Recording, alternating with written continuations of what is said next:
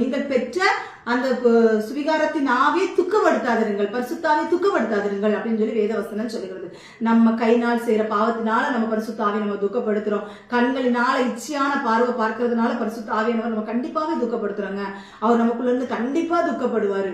அதே மாதிரி வீணான கெட்ட வார்த்தைகள், தேவனுக்கு பிரியமில்லாத பேச்சுகள், ஒருவருக்கு எடுத்து ஒருவரிடத்துல கோல் சொல்ற காரியங்கள், அதே மாதிரி நிறைய இருக்குதுங்க. நிறைய பொய் சொல்றது, ஒரு குடும்பத்துக்குள்ளே ஒரு சமாதானம் இல்லாதபடி அந்த குடும்பத்துக்குள்ள பிரச்சனைகளை உண்டு பண்றது. அநேக குடும்பங்களை இதுதான் நடந்துகிட்டு இருக்குது பாருங்க. குடும்பத்துல மாமியார் மருமகளுக்கு ஒற்றுமை கிடையாது, தாய் பிள்ளைகளுக்கு ஒற்றுமை கிடையாது, தகப்பன் பிள்ளைங்களுக்கு ஒற்றுமை கிடையாது, தன்னுடைய கூடி பிறப்புகளுக்குள்ள ஒற்றுமை கிடையாது. இப்படிதான் நிறைய இடங்கள். ஆனா கேட்டா நாங்க பரிசுத்தான விஷயத்தை பெற்றிருக்கோம், நாங்க ரட்சிக்கப்பட்டவங்க சொல்லுவாங்க.